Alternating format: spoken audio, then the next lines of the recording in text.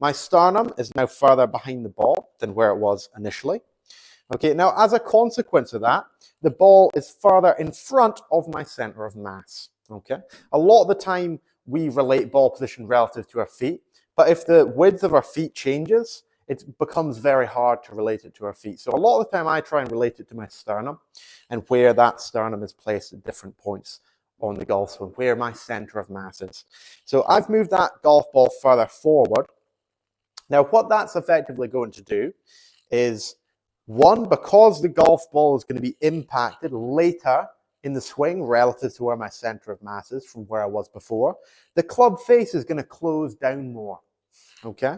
The later you hit it in the swing, the more it's going to close down. And the reason for that is because we stand at an angle to the golf ball, and the golf club swings in an arc around our body. So the later in the arc, the more shut the club face is. Because of centrifugal forces, they force that club face shut the later in the swing.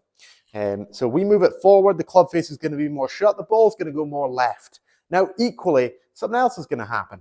Because we're hitting the golf ball later in the swing, and like I said, we swing in an arc, the golf club at that point later in the swing is going to be traveling more left.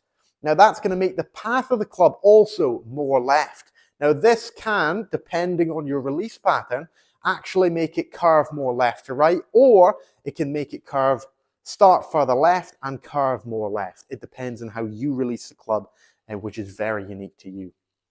Now the third thing it's going to affect is our quality of strike. Now that is because the lowest point in our swing is going to be determined by where we place the ball. So the more forward that we place the ball, the more we're going to impact earlier before the ball.